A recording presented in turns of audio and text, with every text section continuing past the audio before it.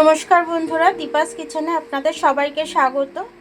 আজকে আমি কড়াইশুঁটির পরোটা করব, সেটাই আপনাদের সাথে শেয়ার করব। তো চলুন আমি কিভাবে করি দেখে নিই। প্রথমে আমি এখানে একটা গরম জল বসিয়েছি কড়াটার মধ্যে। আমি গরম জলের মধ্যে কড়াইশুঁটিটা ছাড়িয়ে রেখেছি, দিয়ে দেবো। কড়াইশুঁটিটা আবার সেদ্ধ হয়ে যাক একটুখানি, তারপর বাদ বাকি জিনিসগুলো আমি দেখিয়ে দিচ্ছি।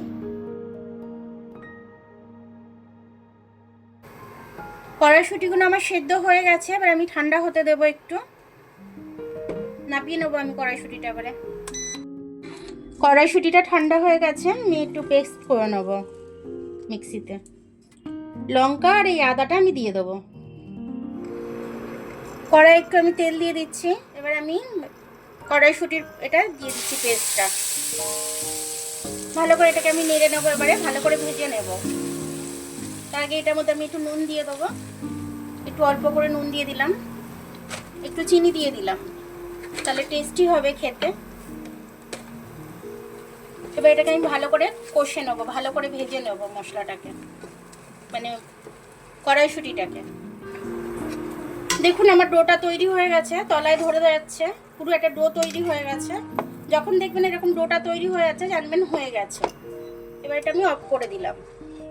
আমি একটু স্বাদ অনুযায়ী নুন দিয়ে দিচ্ছি। আটাটা আমি মেখে নেব। একটু ময়ামের জন্য তেল দিয়ে দিচ্ছি। এবার আটাটা আমি ভালো করে মিশিয়ে নেব। মেখে নেব, মেখে নিয়ে আমি একটু রেস্টে দেবো। আমি একটু রেস্টে দিয়ে দেবো। আটার ডোটা থেকে আমি ছোট ছোট করে লেচিটা কেটে নেব। এরকম ছোট ছোট করে লেচি কেটে নেব। তো দেখুন আমি এইভাবে সেম এইভাবে আমি নিচ্ছি, আর এইভাবে করে আমি বাটিটা মুড়ে দেবো।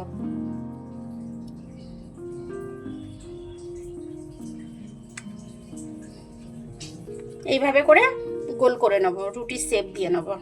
প্রত্যেকটা এইভাবে আমি সেঁকে নেবো এটার মধ্যে করে। পরোটা আমি উল্টে দেবো। তেল দিয়ে দিচ্ছি, সাদা তেল দিয়ে ভাজছি আমি।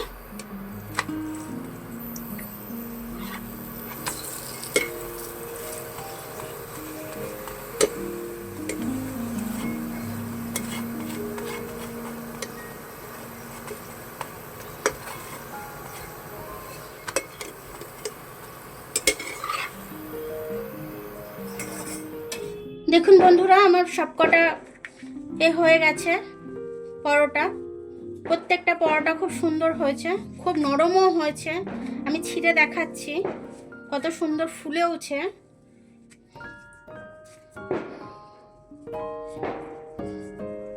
গরম যা, ফোলাটা দেখাতেই পাচ্ছি না।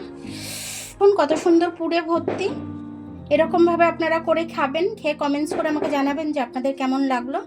আর এটা কিন্তু ভীষণই সফট হয়েছে, একদম হাতের মুঠোয় চলে আসছে, একদমই হাতের মুঠোয় চলে আসছে। দেখুন একদম খুব নরম সফট হয়েছে একদম। তো আপনারা এরকমভাবে করে খাবেন, খেয়ে কমেন্টস করে জানাবেন যে আপনাদের কেমন লাগলো। আমার ভিডিওটা দেখার জন্য অনেক অনেক ধন্যবাদ। আমার ভিডিওটা যদি আপনাদের পছন্দ হয়, লাইক সাবস্ক্রাইব বেল আইকনটা একটু টিপে দেবেন। আর যদি ফেসবুক থেকে দেখেন, লাইক আর ফলোটা একটু করে দেবেন। আবার কাল দেখা হবে নতুন রেসিপির সাথে। ততক্ষণ আপনারা ভালো থাকবেন, আমি আসছি।